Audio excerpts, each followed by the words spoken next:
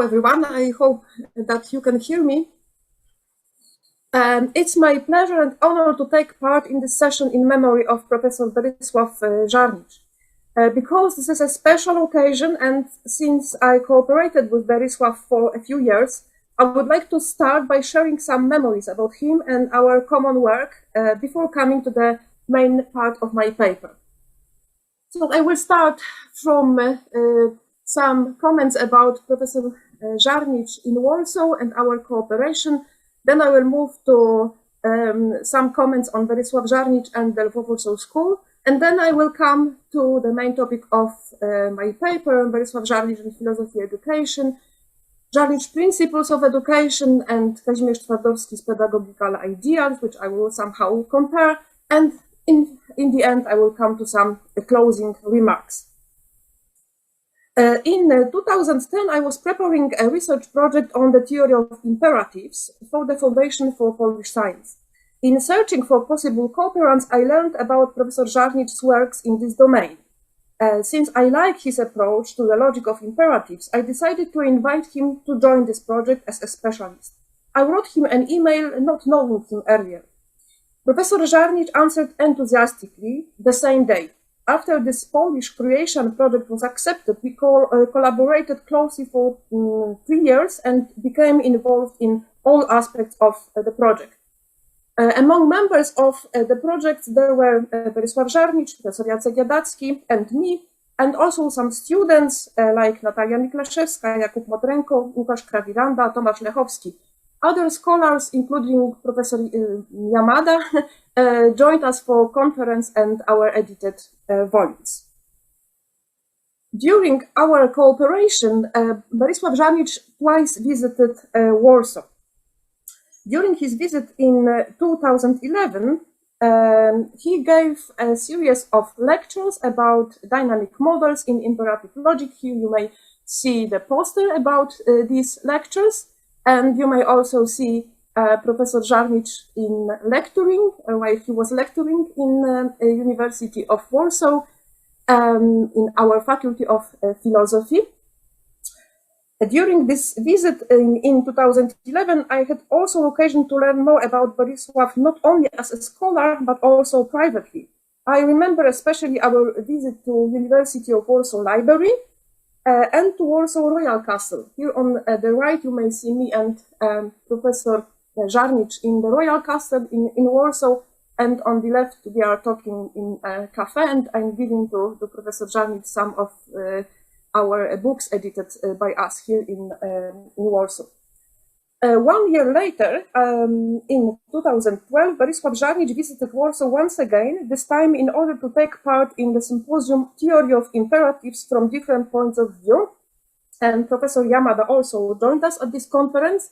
Here you may see the picture taken during this conference, and from left we've got Feng Kui Zhu from Beijing, from China, then Professor Peter Vranas from Canada, Professor Yamada, Professor Berislav Zarnić, Professor Jacek Jadacki, me, and Tomasz Lechowski, my student, and Professor Tripus from Lublin.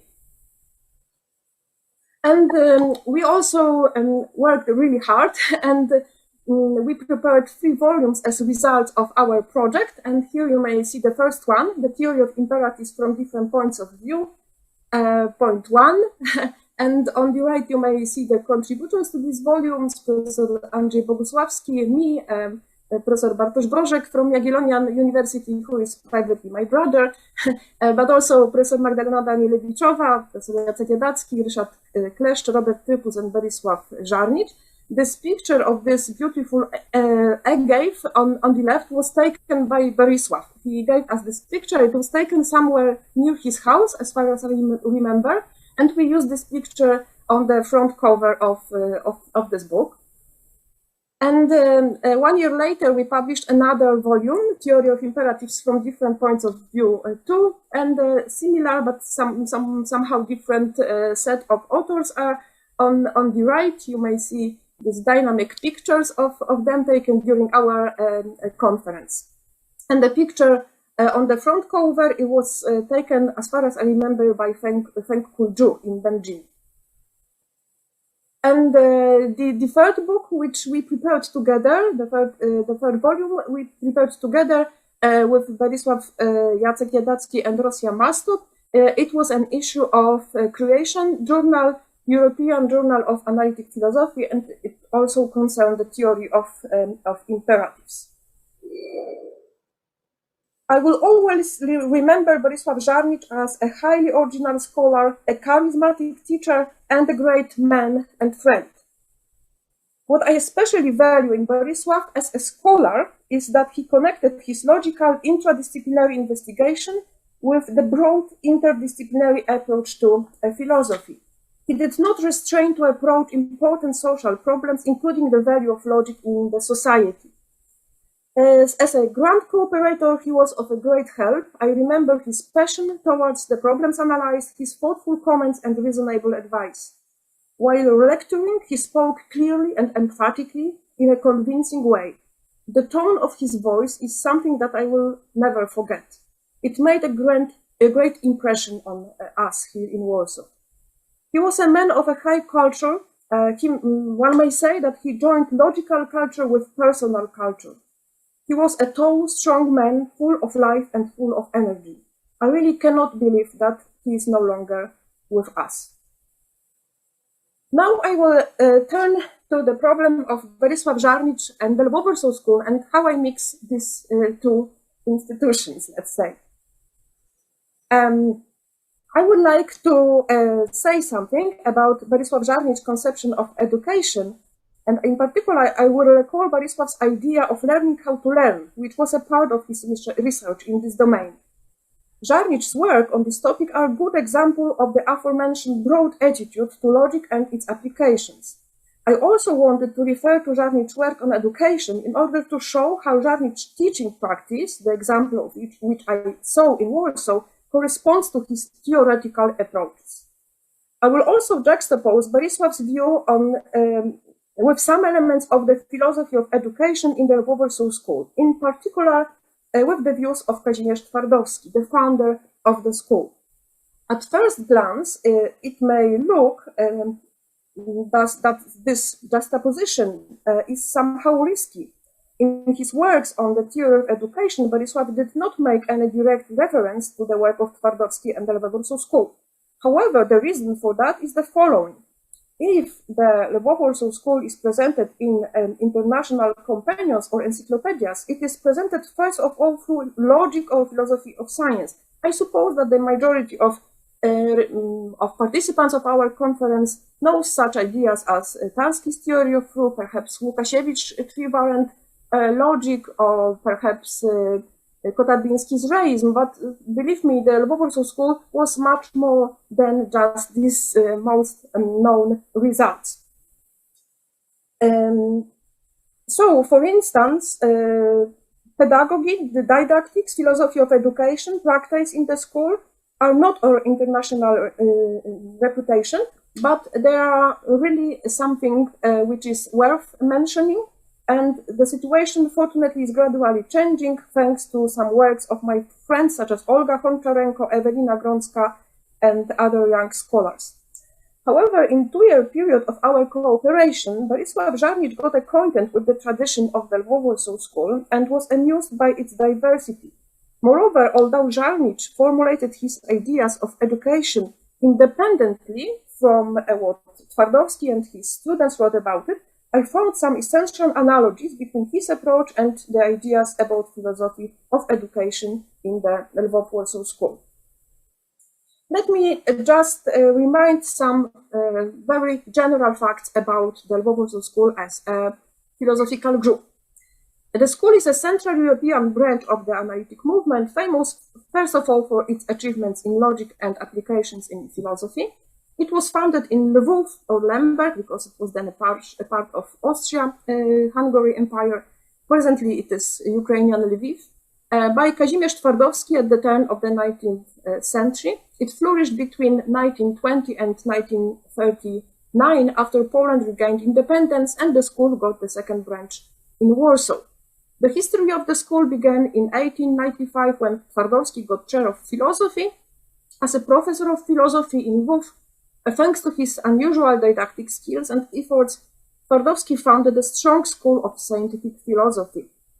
The main theoretical bond of the school was methodological. It consists in preserving the postulates of clarity of speech and appropriate justification of judgments, applications of logical tools broadly understood, and respecting the results of other sciences in philosophical investigations.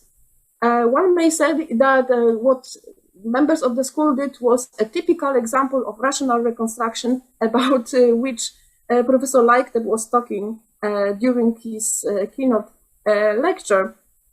However, no set of philosophical views was common to all members of the Lvov-Warsaw school, except for some general attitudes summed up by Kazimierz Ajdukiewicz in the term anti-irrationalism.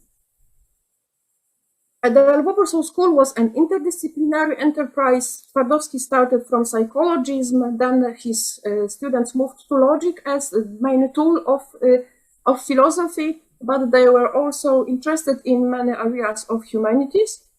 Twardowski promoted nearly 50 doctors of philosophy, so he had really many talented students. Many of them became later professors of philosophy, logic, psychology, and other academic disciplines. In the second decade of the 20th century, some of Twardowski's students, including Łukasiewicz, Leśniewski, Koterbiński, got chairs in the newly reopened University of Warsaw. It was also the beginning of the Warsaw School of Logic. The Warsaw School was really a school. It was not a circle, for instance, or just group of philosophers, but it was a school. So the relations teacher-students were essential to it. Students were trained in solving philosophical questions rather than assimilating ready-made solutions. Twardowski was really a talented teacher who devoted his life to teaching philosophy. He was also a theorist of teaching and organizer of public education. Following his teacher, many Twardowski students became specialized in the field of pedagogy, but also those who specialized in logic or philosophy put a great emphasis on didactic matters. They published philosophical and logical textbooks. They discussed about the role of philosophical and logical education in the society. Some of historians of philosophy think that the school is a closed chapter in the history of philosophy, that it ceased to exist between 1939 and 1950. But the tradition of the Lvov-Warsaw school is still living, and one of testimony of this fact is the columnade at University of Warsaw Library with 4 representatives of the Lvov-Warsaw School for Philosophers and Logicians. I think that's the only such place in the world when philosophers and logicians are honored in such a way. Namely, from left, Kazimierz Twardowski, Jan Łukasiewicz, Stanisław Leśniewski, and Alfred Tarski. And now I would like to show visual evidence that Berislav Zarnić somehow joined the tradition of the Lvov-Warsaw school. In fact, he learned a lot about the school, about Twardowski and his students, and he felt inspired by the tradition of the school. And that's my reason for comparing his views to the views of Twardowski and his students. This is Berislav's picture with 4 philosophers in questions, logicians in questions: Twardowski, Leśniewski, Łukasiewicz, and Tarski in the University of Warsaw Library. Now let's move to Zarnić's conception of knowledge and education and his educational principles. He was interested in the theory of education from 1990s. Among others, he was an editor and an editorial board member of the Encyclopedia of Educational Philosophy and Theory. His originality in this, in this field is that he combined his interest in education with his studies in logic and the methodology of sciences. Zarnić tried to answer, what is the logical structure of knowledge itself? What is the structure of knowledge gaining? What is and what should be the structure of knowledge acquisition? According to him, knowledge is a process, not a product. Knowledge is gained by a series of conjectures and refutations in a spiral form. Namely, we start from hypothesis formulation, we move to deduction or prediction, then we move to observation and adding observation statements, and finally refuting our hypothesis and exchange it with a new one. This processual character of knowledge and knowledge gaining should somehow be reflected in the process of teaching. That was main thesis of Zarnić theory of education. According to him, students should be taught how to learn, how to gain knowledge, how to put hypotheses, improve them, verify them, refute them if needed, and replace them with some new ones. And these are Zarnić principles of education, which he formulated in 2001 in his paper, Learning How to Learn. First, B1, Berislav 1. Yeah? The most important educational aim in the cognitive field is the development of fundamental cognitive skill, namely learning to learn. B2, a realization of that aim depends more on selection of teaching methods rather than on subject matter being taught. B3, teaching method appropriate for the realization of that end must have a structure homomorphic to real process of knowledge acquisition. B4, in such a method, teacher takes the role which are in real process played by reality and scientist background knowledge. B4, learning is not procedure representable by an algorithm. And B6, it is not learnable how to learn, but it is rational to go on learning to learn. I will now focus on the thesis B1 to B4. Concerning B5 and B6, let me only add that Zarnić in fact stated that it is not possible to learn fully how to learn. However, we should constantly try to learn how to learn. Now, the first principle, B1. According to Zarnić, the aim of teaching is not to pass a certain amount of information, but to develop some skills. In other words, the most important task of a teacher is to teach how to learn, how to increase our own or general knowledge.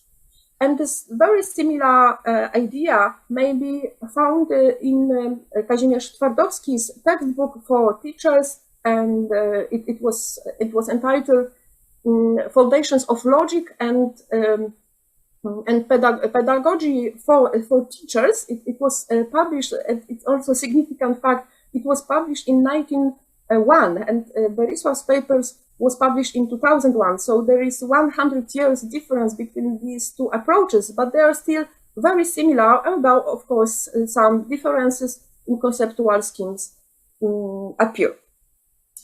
So according to Twardowski, one of the main principles of Twardowski's conception of education is the priority of formal education over material education. This formal education may seem strange for you. It doesn't concern formal logic, which in fact Twardowski didn't like so much. By formal education, Twardowski meant simply skills and abilities. So in these oppositions, like developing skills versus passing information, active learning versus passive learning, learning by exploring versus learning by being told, both Zarnić and Twardowski preferred the left options. The second principle of Zarnić and Twardowski, according to Zarnić, in order to educate an independently thinking creative mind, it is more important to choose appropriate methods than to choose the subject itself.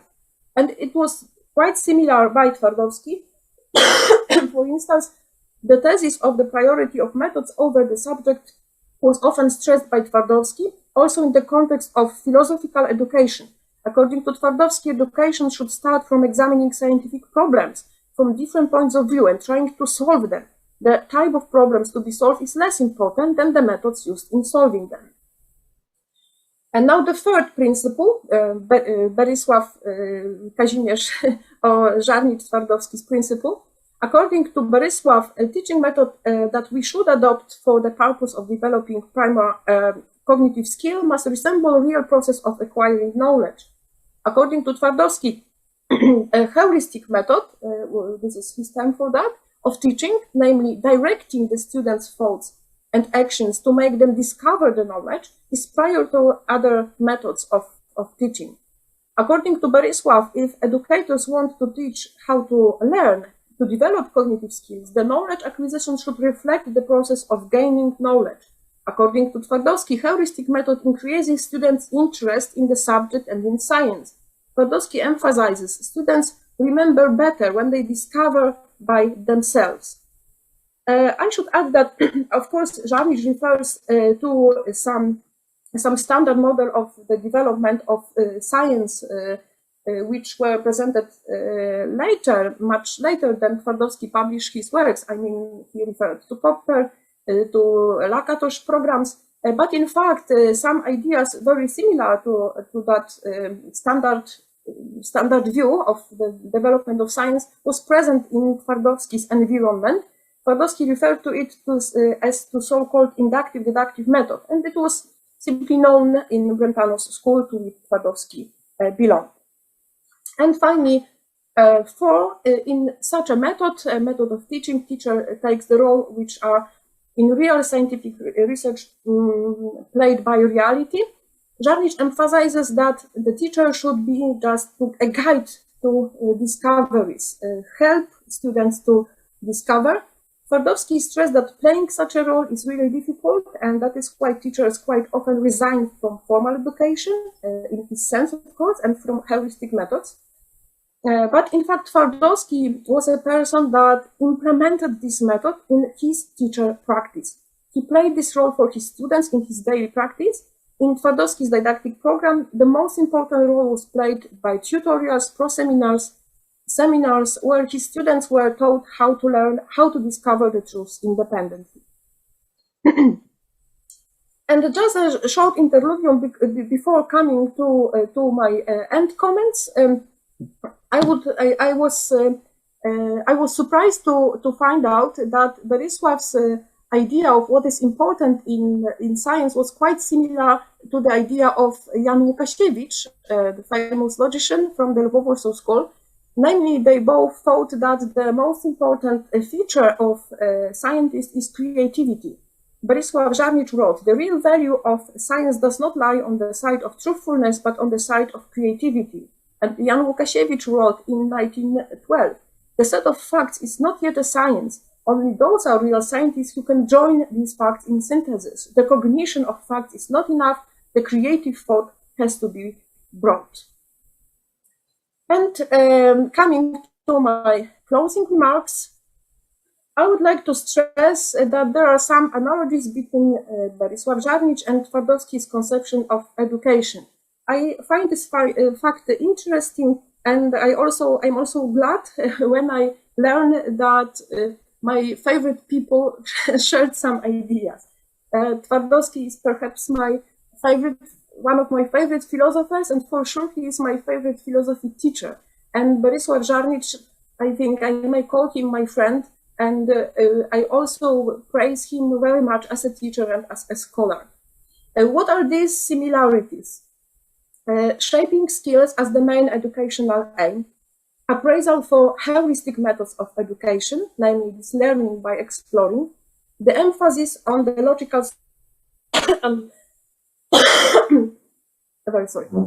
the emphasis on the logical structure of knowledge and learning. And what should we think of Zarnić-Twardowski's model of learning, how to learn? Well, of course, stating these similarities of ideas is only the first point. Now, starting point. Now we should examine this idea, this project, and things we should ask first of all are: is this project, are this principle right? Should we really educate in such a way? And is it realizable? And just two short comments, because it's of course these are great questions to develop, to elaborate on, but just two short comments in the end. Answering to one: is this project right? Is this project correct? Well, it depends on the values we want to realize. If we want to educate creative, independently thinking minds, this model should be applied whenever it is possible. Of course, this is not a model of education for totalitarian states, whose governments are interested in training obedient executors of their will. And answering to two, is it realizable? Perhaps it is only partially realizable. The necessary factor here is good teachers, such as Twardowski and Zarnić. A special area, in my opinion, a special area of application of this model is teaching philosophy, where we should especially take care of this creativity and independence of thinking. That's all. Thank you very much for attention.